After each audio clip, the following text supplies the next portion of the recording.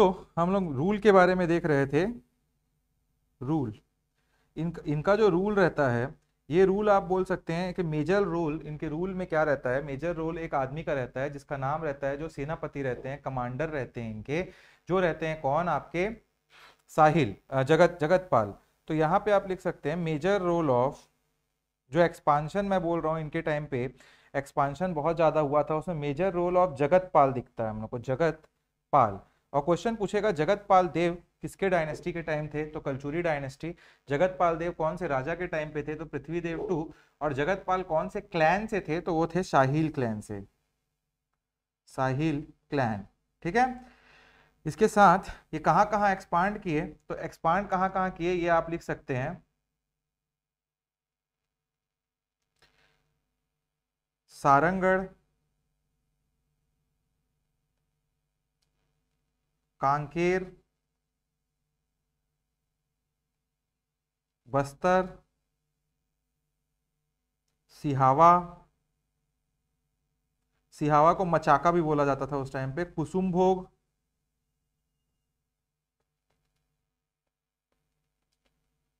कांडा डोंगर, गरियाबंद में है कांडा डोंगर, और आपका एक और गरियाबंद में है, वो है बिंद्रा नवागढ़।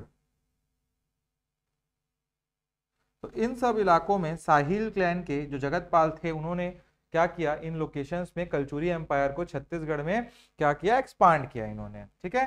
तो आप बोल सकते हैं कि Kalchuri empire reached its peak at the time of Prithvidev two. This is a key statement I am giving which can be asked at the state PCS और एनी ऑफ द एग्जामिनेशन। अब जगतपाल जो थे, जो सेनापति हुआ करते थे कलचुरी डायनेस्टी में पृथ्वीदेव टू के टाइम, उन्होंने रिनोवेट किया एक बहुत ही इंपॉर्टेंट विष्णु टेम्पल को, जिसका नाम है राजीव लोचन टेम्पल। इस राजीव लोचन टेम्पल को ओरिजिनली बिल्ड किया था नलनाग डायनेस्टी के रूलर विलास तुंग ने। ये बहुत इंपॉर्टेंट फैक्ट है। कलचुरी डायनेस्टी ने उसको बनवाया नहीं था, उसमें सिर्फ और सिर्फ पृथ्वीदेव टू के सेनापति ने रिनोवेशन किया था। बनवाया किसने था इसको, राजीव लोचन टेम्पल को, तो लिख लीजिए ऐसा, राजिम में जो राजीव लोचन टेम्पल है,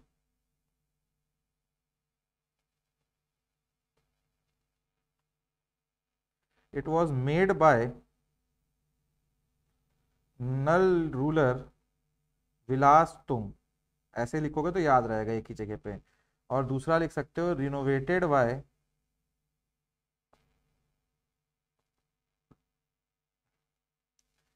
कलचूरी कमांडर जगतपाल। ठीक है, ये आपका हो गया। अब इस इनके पर्टिकुलर डायनेस्टी के टाइम पे मैंने क्या बताया आप लोगों को कि इनके फिड्यूटरी हुआ करते थे उस टाइम वल्लभराज और ब्रह्मदेव। इन्होंने काफी टेम्पल्स बनाए, पॉन्ड्स बनाए, गार्डन्स बनाए, इन सब में कंट्रीब्यूशन काफी हाई रहा इनका। एक लेक के बारे में बात होती है पृथ्वीदेव टू के टाइम पे, पॉसिबली वो खारंग लेक है। खारंग लेक ये इनके रूल में ही बना, तो लिख सकते हो खारंग लेक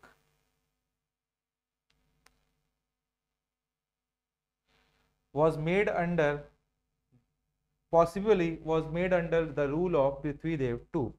गोल्ड और सिल्वर, सॉरी, गोल्ड और कॉपर के कॉइन इन्होंने इशू किए, और ये जो कॉइन थे वही गजलक्ष्मी के फोटो के साथ जैसे इनके एंसेस्टर्स लाते थे वैसे ही। तो कौन से कॉइन मैंने बोला है, गोल्ड और कॉपर, सिल्वर नहीं बोल रहा हूं यहाँ, ठीक है। मैं इनके जो ब्रदर हुआ करते थे अकल अकल देव, इन्होंने अकल तरा जो सिटी है उसको स्टैब्लिश किया था। And Akaltara is one of the important inscription site of Ratan Dev two, आपको पता होना चाहिए। तो लिख लीजिए, ब्रदर ऑफ पृथ्वीदेव टू अकल देव established Akaltara city.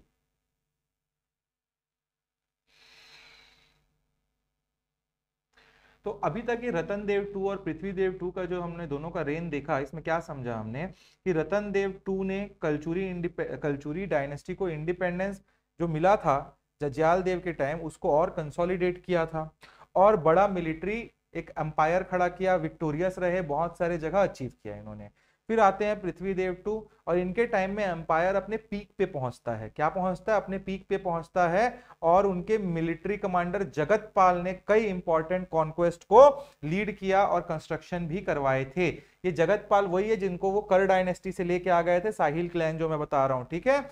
Now let us talk about some of the important things next। तो अब हम बात करेंगे जाज्याल देव टू के बारे में। नेक्स्ट जो रूलर हैं आपके वो होंगे जाज्याल देव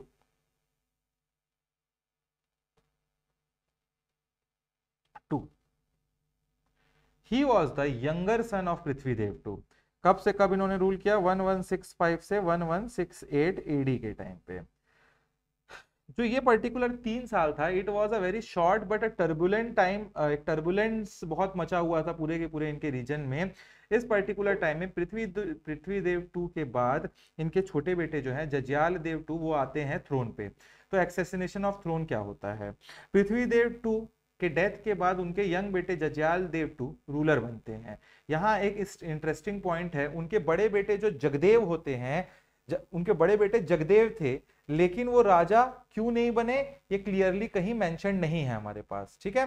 बट ये है कि उनके बेटे जो है बड़े बेटे नहीं थे। अगर क्वेश्चन में पूछ देगा तो याद रखना ही वॉज द यंगर सन। कौन थे ये? यंगर सन थे। क्या है कि जनरली हमको लगता है कि बड़ा बेटा ही बन जाता है।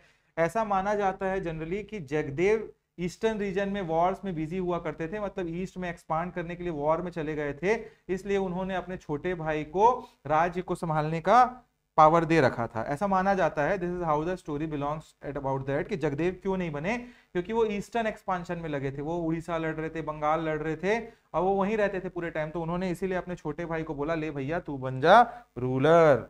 और हमको कुछ इंस्क्रिप्शन भी मिलते हैं इनके टाइम पे, और इंस्क्रिप्शन काफी इंपॉर्टेंट है। 3 इंस्क्रिप्शन है जो हमको देखने को मिलते हैं, अमोदा, मल्हार और Shivri Narayan. Amoda, Malhar and Shivri Narayan. There was always a constant conflict with of Jajalla Dev through Jajalla Dev two और कलचुरी जो त्रिपुरी डायनेस्टी थी, जो कलचुरी त्रिपुरी डायनेस्टी थी, जिनसे ये इंडिपेंडेंट हो गए थे जज्याल देव 1 के टाइम पे, और रतन देव 2 और पृथ्वीदेव 2 ने उसको और एक्सपांड किया और कंसोलिडेट किया था, तो उनसे इनकी लड़ाई चलती रहती थी। जज्याल देव 2 के रेन में त्रिपुरी कलचुरी रूलर जयसिंह ने अटैक किया था। किसने अटैक किया था? जयसिंह जो थे वो त्रिपुरी कलचुरी रूलर थे, और उन्होंने इनके टाइम पे, जज्याल देव 2 के टाइम पे, छत्तीसगढ़ पे अटैक किया था। ये हमको दिखाता है कि त्रिपुरी कलचुरी अभी भी रतनपुर ब्रांच पर अपना कंट्रोल एस्टैब्लिश करना चाहते थे।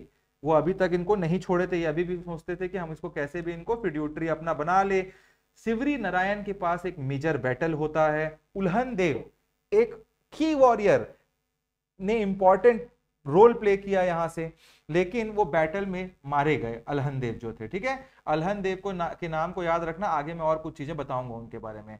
उनके डेथ के बाद अलहन देव के 3 क्वींस थी, उन तीनों क्वीन ने सती परफॉर्म कर लिया। Sati is a very what you can say, it was a custom after the death of a husband, the wives of the husband get into the pyre of fire and they give their body death कर लेते थे उन लोग, ठीक है। This is how हमको समझ आता है कि जब जगदेव आते हैं और वो अटैक करते, सॉरी जयसिंह आते हैं और अटैक करते हैं छत्तीसगढ़ पर, तो शिवरी नारायण के पास अलहन देव जो है वो उस टाइम फिड्यूटरी हुआ करते थे। अलहन देव लड़ाई पे जाते हैं, अलहन देव नहीं जीत पाते, उनकी डेथ हो जाती है। उनकी 3 जो वाइफ्स होती हैं वो सती परफॉर्म कर लेती है। तो उस समय सती प्रथा जो है वो सोशल प्रैक्टिस था। आपको ये समझ आ रहा है इससे, ठीक है। जज्याल देव 2 ने बाद में अलहन देव के बेटे ओमन देव की देखभाल की थी, मतलब छोटे थे उनके बेटे तो उनकी देखभाल की थी। Now let us talk about some of the architecture जो वहां पे डेवलप हुआ जज्याल देव 2 के टाइम पे। तो हमको देखने को मिलता है एक चंद्रचू टेम्पल शिवरी नारायण में है। अलहन देव ने इस टेम्पल को बनवाया था। ये टेम्पल अलहन देव के नाम से एसोसिएटेड है, आपको क्लियर होना चाहिए। जब चंद्रचू टेम्पल की बात होगी शिवरी नारायण में तो क्वेश्चन पूछेगा who build the Chandrachud temple of Shivri Narayan. Answer है अलहन देव, वही अलहन देव जो शिवरी नारायण में लड़ाई के टाइम मारे गए थे। इसके बाद कादेश्वर महादेव टेम्पल है मल्हार में। ये एक ब्राह्मण सोमराज ने बनवाया था इन्हीं के टाइम पे, तो ये आपको पता होना चाहिए। तो मैं यहाँ क्या क्या आपको थोड़ा सा शॉर्ट में लिखवा देता हूँ इन चीजों को। तो यहाँ आप लिख सकते हैं least time ruled by any Kalachuri king, सिर्फ 3 साल, 3 years। Attack of Shivri Narayan ऐसा लिख लीजिए, अब याद रहेगा, अटैक ऑफ शिवरी नारायण। तो मैंने क्या बोला, it was attacked by Tripuri Kalachuri king Jaysingh, और ये हार जाते हैं, जयसिंह आते हैं मगर हार जाते हैं। और इसी लड़ाई में मैंने और क्या बताया आपको, नियर शिवरी नारायण अलहन देव जो हैं, ULHEN Dev, supported the war, मतलब जज्याल देव 2 को सपोर्ट किया इन्होंने, एंड डाइड इन वॉर। लिख लीजिए 3 वाइफ सती करके लिख लो इसके नीचे, 3 वाइफ सती, परफॉर्म सती करके। अलहन देव की जो 3 वाइफ थी उन्होंने सती परफॉर्म कर लिया। इसके बाद मैंने क्या बताया, अभी आपको टेम्पल्स की बात की ना मैंने, और टेम्पल्स, तो टेम्पल्स में मैंने क्या 2 टेम्पल बोले आपको, एक शिवरी नारायण में बोला और एक मल्हार में, तो वो भी लिख लेते हैं, शिवरी नारायण, और मैंने दूसरा क्या बोला, मल्हार में। शिवरी नारायण में मैंने बताया Chandrachud temple, Chandrachud temple built by, ये जज्याल देव 2 के टाइम में था, अलहन देव, ठीक है। और दूसरा मैंने मल्हार में क्या बताया आप लोगों को, मल्हार में मैंने कदेश्वर कदरेश्वर महादेव,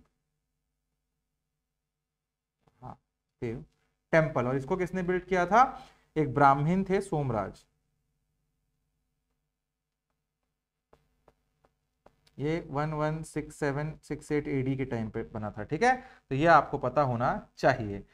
1167 AD में एक इंस्क्रिप्शन मिलता है, उसमें मेंशन था कि थेरू एक ट्राइबल रेबेलियन, एक चीफ हुआ करते थे जिन्होंने जज्याल देव 2 को कैप्चर कर लिया था। उस टाइम ट्राइबल अनरेस्ट था, ये हमको पता चलता है।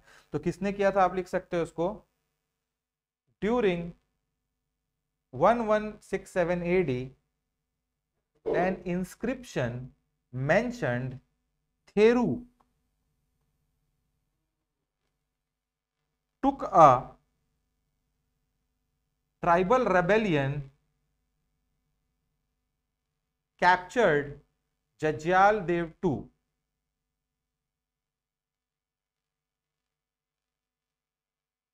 ठीक है।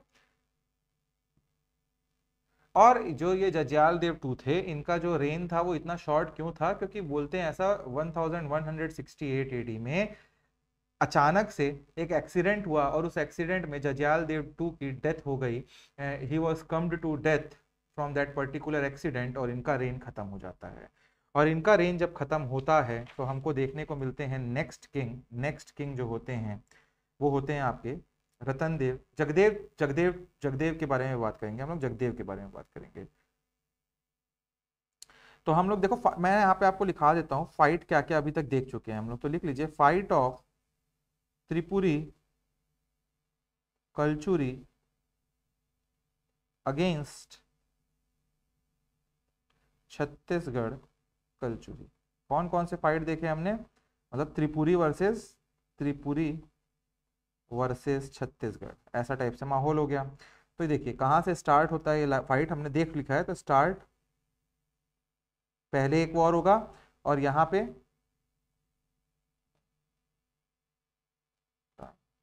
अटैक, हाँ 2 बार अटैक हो गए इनके टाइम, ठीक है। सबसे पहले क्या होता है, तो टाइम रहता है आपका 11th और 12th सेंचुरी AD का टाइम। इस टाइम किंग रहते हैं त्रिपुरी में यशकरण,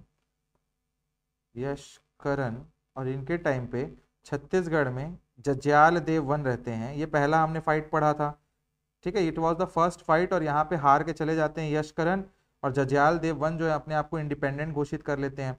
अब नेक्स्ट टाइम 2 बार फिर लड़ाइयाँ होती हैं, और ये 2 लड़ाइयाँ कब होंगी, तो इनको 2 अलग अलग लिख लीजिए। जज्याल देव के टाइम हो गई एक बार। अब टाइम रहता है आपका 12th सेंचुरी एडी के टाइम की बात हो रही है। किंग रहते हैं त्रिपुरी पे, किंग रहते हैं त्रिपुरी पे गयाकरण। ठीक है, कौन, यशकरण के बाद आते हैं गयाकरण। और गयाकरण जो होते हैं उस टाइम छत्तीसगढ़ में किंग रहते हैं रतन देव टू, और इनके टाइम पे भी गयाकरण हार जाते हैं। और तीसरी फाइट अभी हमने पढ़ी, कब था टाइम, ये भी 12th सेंचुरी के एंड की बात हो रही है। किंग रहते हैं त्रिपुरी के जयसिंह, और छत्तीसगढ़ में रहते हैं जज्याल देव टू। ठीक है ना, तो ये हो गई सारे फाइट्स जो छत्तीसगढ़ में, इसको लिख लीजिए। जो किसके क्या क्वेश्चन पूछ देगा कि जज्याल देव टू के टाइम जब पे अटैक हुआ त्रिपुरी का, तब त्रिपुरी के किंग कौन थे, जयसिंह। जब रतन देव टू के टाइम पे था तब कौन थे, गयाकरण, और इनके टाइम यशकरण। तो इसलिए मैंने एक प्रीमाइस लिखा दिया है कि कहीं आपको कॉन्फ्यूजन किसी चीज में ना हो। Now the next king is Jagdev. 9th king जो हम बोल सकते हैं इस पर्टिकुलर डायनेस्टी से रिलेटेड, वो होते हैं आपके जगदेव। जगदेव का रेन रहता है आपका, जज्याल देव खत्म हुए 1168 एडी में, वहां से लेके 1178 एडी, 10 साल का टोटल रेन रहता है। And he was the stabiliser of this particular dynasty, जो थोड़ा सा स्टेबिलिटी लाते हैं। अब देखिए, बहुत पॉलिटिकल अनस्टेबिलिटी हो जाती है। खरोद इंस्क्रिप्शन के अकॉर्डिंग जज्याल देव टू के डेथ के बाद स्टेट में बहुत क्योस और अनस्टेबिलिटी का माहौल हो जाता है। उनके बाद जगदेव जो गंगे किंग रहते हैं, उनके साथ वॉर में बिजी रहते हैं। ये बड़े भाई हैं, मैंने याद करो आपको स्टार्टिंग में बताया था कि जज्याल देव के जो बड़े भाई रहते हैं वो ईस्ट की ओर वॉर कर रहे होते हैं, इसलिए उन्होंने जज्याल देव को, जो छोटे भाई है, उनको बनने दिया पृथ्वी देव टू के छोटे बेटे को राजा। अब 3 साल में उनका छोटा भाई खत्म हो जाता है, तो वापिस आते हैं आपके जगदेव, और वो वॉर में बिजी रहते हैं। उन्हें रतनपुर वापस आने में क्या होता है, बहुत क्राइसिस हैंडल करना पड़ता है, क्योंकि वो ईस्ट की ओर काफी आगे निकल गए थे। और जब वो आते रहते हैं उस पर्टिकुलर टाइम में काफी क्योस मच जाता है, राजा ही नहीं रहता है एक हिसाब से देखोगे। इसके बाद हम समझते हैं द रूल ऑफ जगदेव। जो रूल ऑफ जगदेव होता है, उनके रूल के टाइम में स्टेट में अनस्टेबिलिटी जो हो गई होती है उसको रिस्टोर करने में लगे होते हैं। उन्होंने रतनपुर पर 10 साल तक रूल किया, 68 से लेके 78 तक। इनके मेन कॉन्स्टिट्यूशन स्टेट में ऑर्डर को वापस स्थापित करना ही था। तो आप इसमें लिख सकते हो, during the reign of Jagdev, after the death of his younger brother Jajalla Dev two, while coming back from the east expedition, there was a situation of instability in Chhattisgarh. His reign was mainly to restore the stability in the state. ठीक है, next जो king होंगे आपके, ये king के बारे में अच्छे से पढ़ेंगे हम थोड़ा। रतन देव थ्री का जो आपका वो रहता है रेन, वो 1178 एडी से लेके 98 एडी तक रहता है। 20 साल के आसपास ये क्या करते हैं, रूल करते हैं। ये जो रतन देव 3 रहते हैं, ये जगदेव और क्वीन सोमल्ला के बेटे होते हैं। ठीक है, इनको रूलर बनते हैं ये 1178 एडी में। अब इनके पास क्या होता है, कुछ चैलेंजेस रहते हैं इनके रूल के टाइम पे। लक्ष्मणेश्वर टेम्पल जो है उसमें खरोद में जो है उसमें एक खरोद इंस्क्रिप्शन है, उसके अकॉर्डिंग इनके रूल में सीवियर फेमाइन, भारी अकाल पड़ता है। क्या पड़ता है, there was a severe famine in the reign of Ratan Dev 3 and we know it from Kharod inscription। यहां ब्रैकेट में लिख लो, ब्रैकेट में लिखिए, the inscription is in Lakshmaneshwar temple and according to it during his reign there was severe famine in state. अब जब severe famine आ ही गया था, तो जो स्टेट की ट्रेजरी थी, जो स्टेट का जो आपका धन कोष था, वो धीरे धीरे एम्प्टी होने लगा। जो इससे क्या हुआ, इससे स्टेट की स्थिति जो है वो वीक होने लगे, जो हाथी थे वॉर में ये लेके जाते थे वो वीक होने लगे, और लोग भूखमर्री और स्टारवेशन की ओर बढ़ने लगे। और ये एक बहुत ही डिफिकल्ट पीरियड था कलचुरी डायनेस्टी के पूरे रेन में। अब ये सब देखते हुए ही appointed Ratan Dev III appointed his इन्होंने अपॉइंट किया गंगाधर को। गंगाधर कौन थे? गंगाधर एक मिनिस्टर थे, आप मान के चलिए। इनका काम था गंगाधर का स्टेबिलिटी को रिस्टोर करना इनके डायनेस्टी में। उन्होंने गंगाधर का नाम एक केपेबल ब्राह्मण स्कॉलर को, मतलब समझिए एक बार कि यहाँ पे अनस्टेबिलिटी बहुत तेजी से बढ़ चुकी थी रतन देव III के टाइम पे, फमाइन आ गया था, इनको समझ आ नहीं रहा था कि कैसे क्या करना है, कैसे इसको हम लोग अब हैंडल करेंगे। तो एक अच्छे स्कॉलर हुआ करते थे, ब्राह्मण गुड स्कॉलर, जो इनका नाम था गंगाधर।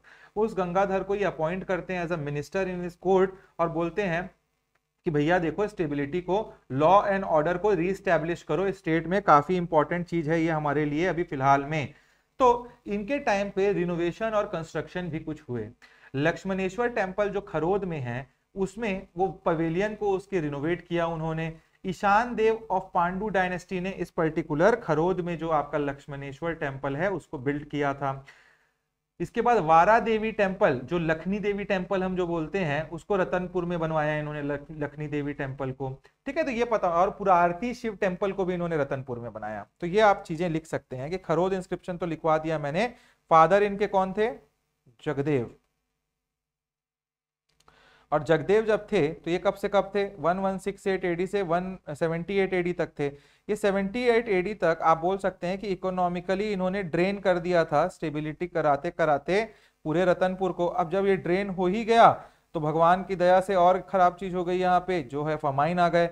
अब फमाइन जब आ गए, पैसे हैं नहीं, अकाल पड़ गया है, दिक्कतें बढ़ गई हैं। रतन देव III को समझ नहीं आ रहा क्या किया जाए, तो रतन देव III ने अपॉइंट किया गंगाधर राव को। किसको अपॉइंट किया? गंगाधर राव। गंगाधर सब कर सकते हैं, तो गंगाधर शक्तिमान ही गंगाधर है, गंगाधर ही शक्तिमान है वाला हिसाब नहीं है यहाँ, मगर गंगाधर सब कर सकते हैं, ये आपको याद रखना है। गंगाधर आते हैं to stabilise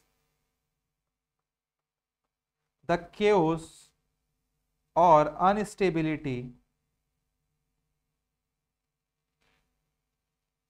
degrading law and order in state that was due to economic drain and famine। मैंने क्या बोला? और साथ में कुछ कंस्ट्रक्शन भी किए इन्होंने, कंस्ट्रक्शन भी लिख लेते हैं हम लोग। क्या बताया मैंने? एक रतनपुर का बताया और खरोद का ना, रतनपुर खरोद। रतनपुर ने इन्होंने लखनी देवी टेम्पल बनाया, मैंने बताया आपको, लखनी देवी टेम्पल, ब्रैकेट में लिख लेना इसमें, एक वीरा टेम्पल, एक वीरा टेम्पल भी इसको बोलते हैं।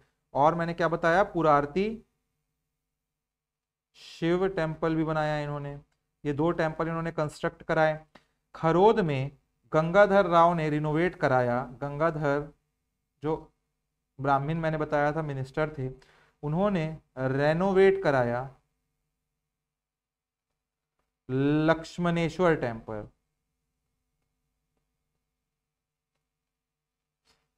ठीक है, और ये लक्ष्मणेश्वर टेम्पल को किसने बनाया था? तो पांडु डायनेस्टी के रूलर ईशान देव ने। क्लियर है चीजें? एकदम क्लियर, क्रिस्टल क्लियर। कहीं कोई डाउट, कहीं कोई दिक्कत बता दीजिएगा पहले ही मेरे को आप लोग, कि पहले हम उसको रिजॉल्व कर लें। Now the next ruler is Pratapmal. Pratapmal के बाद आपको देखने को मिलेगा एक बहुत लंबा टाइम जो होगा, देखते हैं कौन से नंबर के रूलर है। 11वें नंबर के रूलर होंगे हमारे प्रतापमल।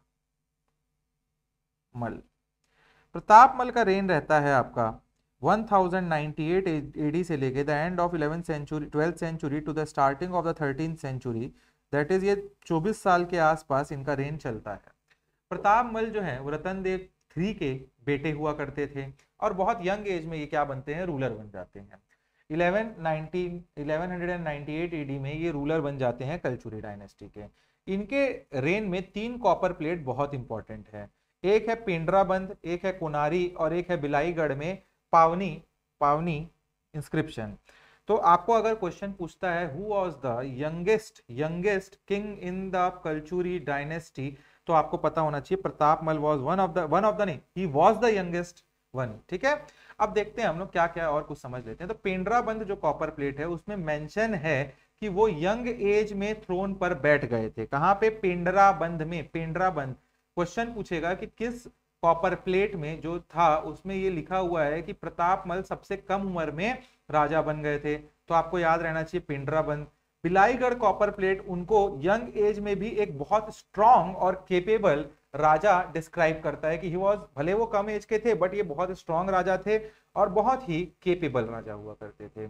कॉइन्स इस पर्टिकुलर टाइम में राउंड और हेक्सागनल, यानी सर्कल और हेक्सागन होता है ना ऐसा 6 कोण वाला, हेक्सागनल शेप में इनके टाइम पे कॉइन हमको देखने को मिलते हैं जिस पर लॉयन और डैगर का सिंबल रहता था। ये उनके समय करेंसी थी। तो यहां हम लिख लेते हैं कुछ चीजें।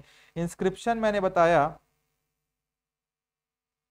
3, पहले बोला मैंने पेंड्रा बंद इंस्क्रिप्शन, पेंड्रा बंद, एक जस्ट सेकेंड,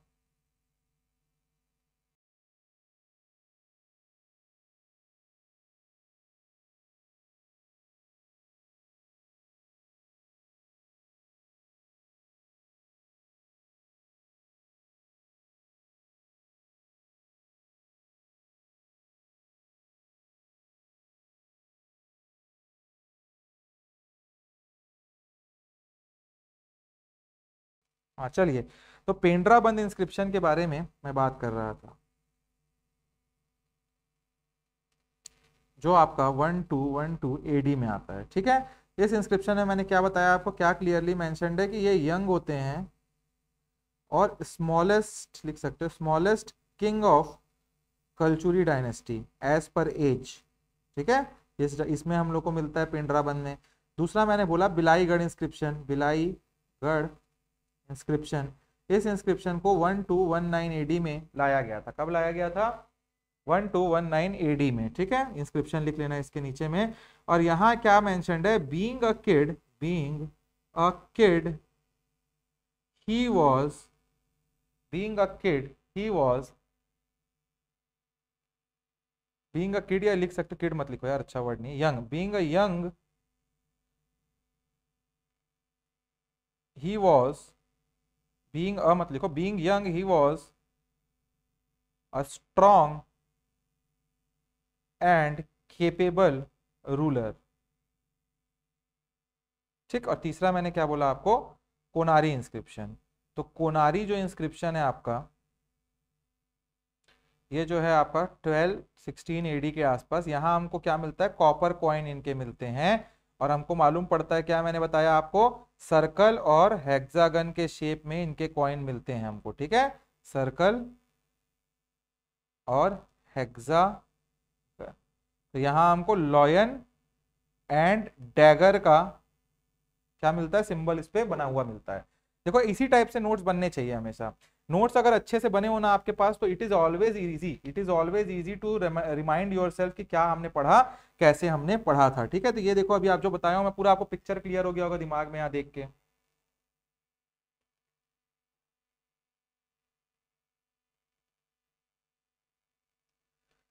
तो अगर समराइज करूं मैं इन चीजों को, तो क्या समझ आता है हमको कि जंध्याल देव 2 के रेन जो था वो छोटे और चैलेंजेस से बढ़ा हुआ था। बहुत छोटा 3 साल का रेन था, बहुत सारे चैलेंजेस थे। जगदेव ने, जैसे ही उनके बेटे आते हैं, जो बड़े भाई आते हैं जगदेव, उन्होंने उस इनस्टेबिलिटी को कंट्रोल करने की कोशिश की आने वाले 10 साल में। रतन देव 3 ने अकाल जैसे बहुत बड़े बड़े जो इश्यूज हैं, संकट आए उनके ऊपर, उनका सामना किया। उसके साथ साथ उन्होंने गंगाधर जैसे ही बहुत ही अच्छे मंत्री को, मिनिस्टर को अपने मदद के लिए अपने साथ जोड़ लिया। इसके साथ साथ कई कंस्ट्रक्शन भी कराए उन लोगों ने, हमने देखा। इसके बाद हमने देखा कि प्रतापमल जो बहुत कम उम्र के थे, उन्होंने राज्य को बहुत अच्छे से संभाला और कुछ कॉइन्स भी इन्होंने इशू किए। This is how we have led this particular Kalchuri dynasty. Now we will talk about the dark age of the Kalachuri dynasty. Second रुकिए, I am just telling you out.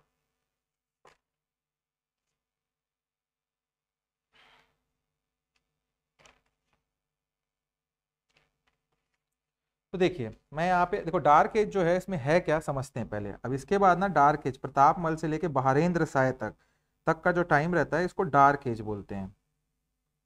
मतलब यहाँ पूरे धरती में अंधेरा हो गया था ऐसा नहीं है, आपको ऐसा कुछ लग रहा होगा।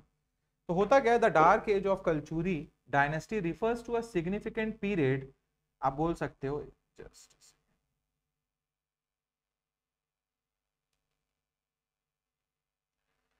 एक बहुत सिग्निफिकेंट पीरियड था ये पर्टिकुलर पीरियड। तो हम अब जब डार्क एज की बात करते हैं तो ये नाम सुनकर आपको समझ आ रहा होगा कि ये पीरियड थोड़ा मिस्टीरियस था और यहाँ पे कुछ डॉक्यूमेंट नहीं मिले होंगे हमको, इसीलिए हम इसको डार्क एज बोल रहे हैं।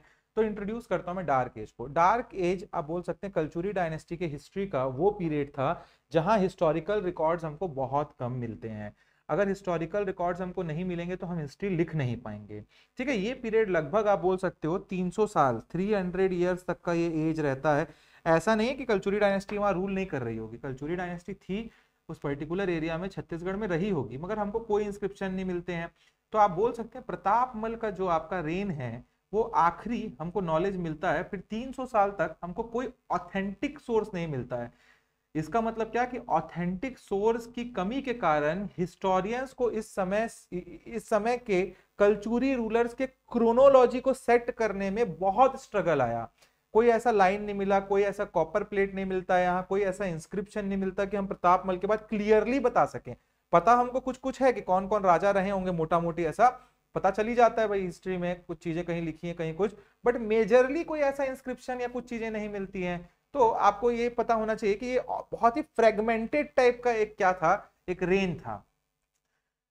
तो मैंने क्या बोला, there was lack of historical records. Pratapmal के बाद कोई ऑथेंटिक रिटर्न रिकॉर्ड अवेलेबल नहीं था कलचुरी रूलर्स के बारे में। उनके सक्सेसर्स जो थे उनकी कोई क्रोनोलॉजी हमको क्लियर समझ नहीं आती है कि वो कहाँ थे, कौन लार्जली थे, कहाँ पे कितना लंबा रेन रहा किसी का। तो हम बोल सकते हैं एक लाइन कि प्रतापमल से लेकर बहारेंद्र साय तक का ये 300 साल तक का टाइम जो है वो डार्क एज था, और इसको डार्क एज ही हिस्टोरियंस ने हमारे कहा है। अब भले ही हमको रिकॉर्ड की कमी है फिर भी कुछ जगह इनके मेंशन हमको मिलते हैं। हमारे द्वारा कंपाइल किया गया जो हमारे स्टेट द्वारा कंपाइल किया गया रॉयल गैजेट है उसमें हम लोग को कुछ कुछ चीजें देखने को मिलती हैं। हिस्टोरियंस बिलीव करते हैं कि जज्याल देव 3 जो थे वो एग्जिस्ट करते थे इनके टाइम पे। ठीक है, तो ऐसा कुछ कुछ चीजें हैं। तो देखिए एक एक हम लोग को जगह मिलती है कोसगई इंस्क्रिप्शन। ठीक है, कोसगई इंस्क्रिप्शन, वहां हम लोग को कुछ नाम मिलते हैं रूलर्स के। वो रूलर्स हैं जैसे आपके ढांढीर, मदन ब्रह्म, रामचरण, रतन सेन। तो ये सब हम लोग को रूलर इनके टाइम पे देखने को मिलते हैं।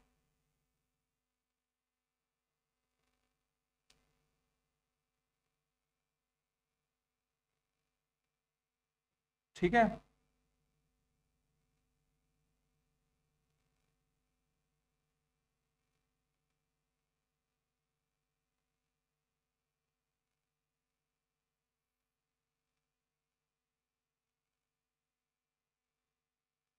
कुछ नोट्स लिख लीजिए आप लोग इसमें साथ में आप।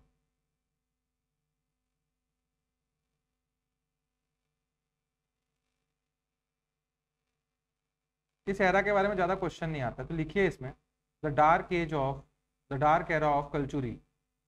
इसमें लिखिए पीरियड आफ्टर प्रतापमल, ब्रैकेट में लिखिए अप्रोक्सीमेटली 300 ईयर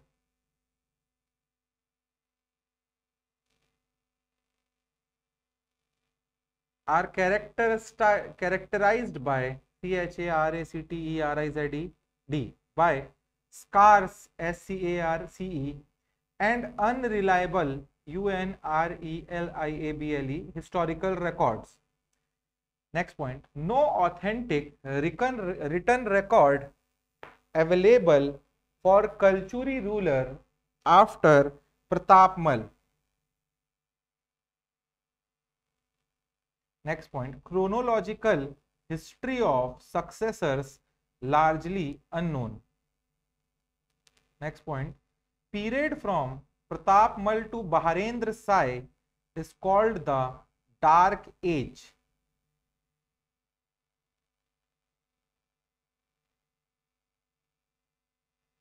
तो इसमें कुछ कुछ मैं लिखा देता हूँ, की मेंशन क्या क्या है हिस्ट्री में, वो मैं क्या ही समझाऊं, उसको ज्यादा बताना नहीं है। तो लिख लीजिए बृहत खांड, ये जो है इसको बाय हिमाद्री, इन्होंने हिमाद्री ने लिखा, उसमें क्या मेंशन है डैश करके लिख लो। मेंशंस जज्याल देव 3 ऑफ रतनपुर, इस टाइम पे थे, ठीक है। इसके बाद नेक्स्ट लिखिए Kosgai inscription of Bahrendra Sai list ruler after Jajalla Dev 3, कुछ रूलर के नाम लिख लो, सिंघम, सिंघन, डांढीर, रामचरण, रतन सेन। नेक्स्ट लिखिए डिवीजन ऑफ कलचुरी, इसी टाइम पे जो कलचुरी डायनेस्टी है उनका डिवीजन हो जाता है आपका रायपुर ब्रांच में। अभी तक हमने सिर्फ रतनपुर ब्रांच देखा है, तो इसमें जो आखिरी ये सिंघन होते हैं ना, इनके बाद ये क्या होता है, डायनेस्टी स्प्लिट कर जाती है 2 हिस्सों में। तो इसमें लिखिएगा डिवीजन ऑफ, यहाँ ऐसे लिखना आफ्टर रेन ऑफ, ये हमको पता चलता है Singhan Kalachuri splitted into 2 part, और इनका डिवीजन होता है फर्स्ट ब्रांच और सेकेंड ब्रांच। फर्स्ट ब्रांच जो है it ruled over Ratanpur, and second branch जो है it ruled over Raipur as their capital, ठीक है, ये बना लीजिए। फिर नेक्स्ट लिखिए आप पॉइंट, कुछ स्कॉलर्स के भी कंट्रीब्यूशन है डार्क एज में, तो लिखिए बाबू रेवाराम एंड पंडित शिवदत्त शास्त्री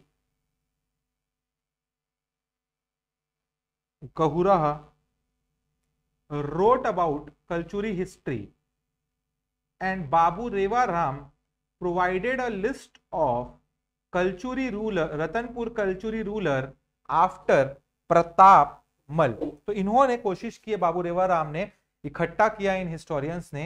अगर क्वेश्चन पूछेगा कि अकॉर्डिंग टू बाबू रेवा राम किसने, यानी कौन से स्कॉलर ने डार्क एज के टाइम के प्रताप मल के बाद के राजाओं को लाइन से एक क्रोनोलॉजी में सेट करने की कोशिश की, तो the scholar was Babu Reva Ram and Pandit Shivdatt Shastri, you have to know that.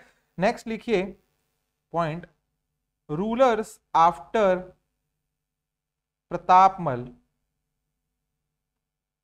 Bracket में लिखिए अकॉर्डिंग टू बाबू रेवा राम। लिख लीजिए पहला जय सिंह देव, नेक्स्ट लिखिए धर्म सिंह देव, और धर्म सिंह देव के नाम ब्रैकेट में लिखो Ratanpur kingdom came under Mughal sovereignty during his rain. तो मुगल के अंडर जब आया था रतनपुर का जो कलचुरी डायनेस्टी है, वो धर्म सिंह देव के टाइम पे ही आया था। ये क्वेश्चन इंपॉर्टेंट हो जाता है, तो ये बाबू रेवाराम से हम लोग को जो है मालूम पड़ता है ये चीज, तो ये आप यहाँ क्लियर लिख लेंगे, क्वेश्चन आता है इससे, ठीक है। नेक्स्ट लिखिए जगन्नाथ सिंह देव, ये सब चीजें हमको बाबू रेवाराम ने कहीं कहीं से खोज के स्टडी करके रिसर्च करके पूरा बताया है। नेक्स्ट इज वीर सिंह देव, और यहां पे ब्रैकेट में लिखिए जो इंपॉर्टेंट है उसी को मैं लिखा रहा हूं, Kalachuri dynasty split leading to establishment of Raipur branch. इसके बाद फिर लिखिए कमल देव, फिर लिखिए शंकर साय, नेक्स्ट लिखिए मोहन साय, ऐसे नीचे डैश एरो कर करके मोहन साय, फिर दादू साय, नाम इंपॉर्टेंट नहीं है, जो मैं ब्रैकेट में लिखा है वो ज्यादा इंपॉर्टेंट है, ठीक है, दादू साय। नेक्स्ट इज पुरुषोत्तम साय, और आखिरी में लिखिए बहारेंद्र साय।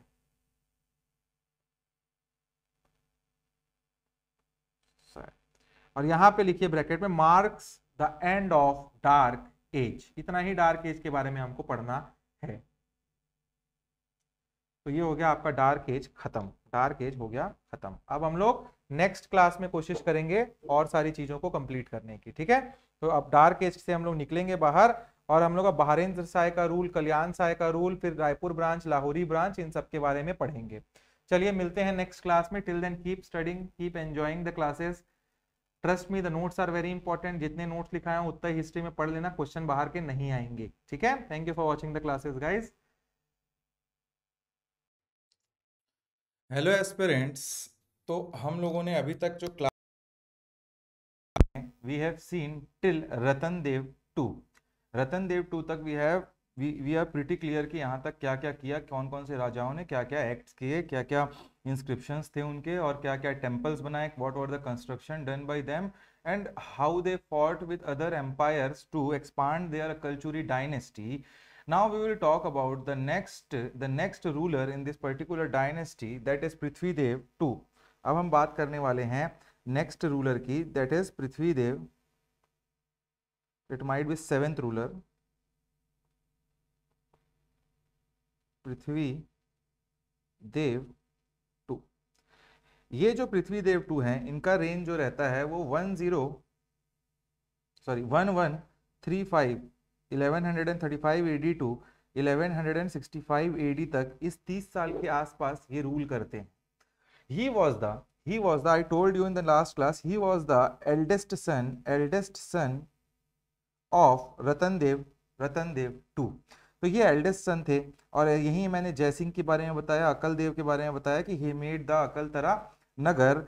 इसके बाद हमको देखने को ये मिलता है कि पृथ्वी देव 2 आते हैं सीन पे, और पृथ्वी देव 2 जो एल्डेस्ट सन होते हैं रतन देव 2 के, ये जो है इनके रेन में आप समझ सकते हैं जो कल्चुरी किंगडम रहता है वो बहुत तेजी से एक्सपांड होता है. और अगर हमारे को ये पता है जब जब एक्सपांशन होता है तो we get some of the inscription, जिससे हम मानते हैं, जिससे हमको पता चलता है कि ये जो है जो डायनेस्टी है ये बढ़ने लगी.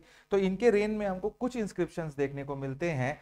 जैसे हमको 13, एक्चुअल में 13 रिकॉर्ड्स मिलते हैं, 13 इंस्क्रिप्शन मिलते हैं. और अगर क्वेश्चन में आता है कि कल्चुरी डायनेस्टी के कौन से किंग हैं जिनके टाइम पे हमको मैक्सिमम इंस्क्रिप्शन देखने को मिलते हैं, तो वो आप आंसर लिखेंगे. 13 इंस्क्रिप्शन देखने को मिलते हैं पृथ्वी देव 2 के टाइम पे. It is highest among any Kalachuri ruler जो हम आज पढ़े हैं अभी तक और पढ़ेंगे भी. तो मैक्सिमम इंस्क्रिप्शन इन्हीं के टाइम में मिलता है. और ये मैक्सिमम इंस्क्रिप्शन जो हमको मिलते हैं, this particular thing indicates us and influences us that he was having a very stable rule. देखो, ज्यादा इंस्क्रिप्शन मिले मतलब ज्यादा वो फॉर्ट करके आगे बढ़ चुके थे, एक्सपांशन बढ़ चुका था उनके एम्पायर का.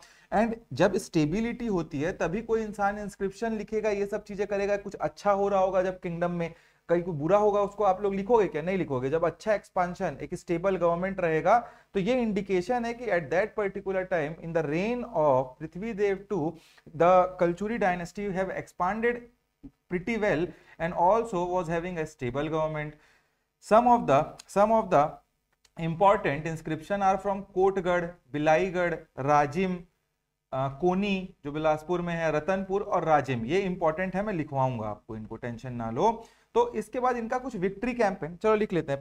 पहला लाइन लिख लेते हैं. Maximum inscription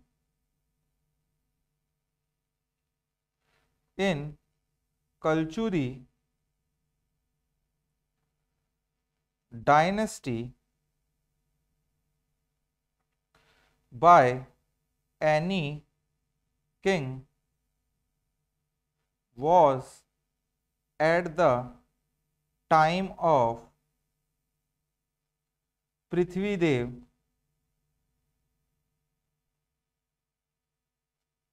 2. ठीक है, और इसमें डैश करके लिख लो कितने इंस्क्रिप्शन है. 13 इंस्क्रिप्शन लिख लेना, 13 इन नंबर. ठीक है, कौन कौन से मैंने इंपॉर्टेंट बताया. तो पहला एक आप लिख सकते हो कोटगढ़ इंस्क्रिप्शन, इनका बहुत इंपॉर्टेंट था. सेकंड लिख लीजिए बिलाईगढ़, सारंगगढ़ बिलाईगढ़ वाला. देख रहे हो अलग अलग जगह है सब, कोटगढ़ अलग, सारंगगढ़ तक पहुंच गए. तीसरा गरियाबंद में राजिम, मतलब गरियाबंद में भी उनका क्या था, एक्सपांशन था. चौथा कोनी जो बिलासपुर में है आपका, तो कोनी तक भी इनका था. और पांचवा कोरबा में भी था, मतलब रतनपुर. तो इतना एक्सपांड हो चुका था इनका डायनेस्टी, और ये सारे इंस्क्रिप्शन काफी इंपॉर्टेंट है. अब इनका रूल जो है दो चीजों के लिए फेमस है, जो कि आपका है, इनका रूल जो है फेमस है कंस्ट्रक्शन के लिए, और इनका रूल फेमस है एक्सपांशन के लिए.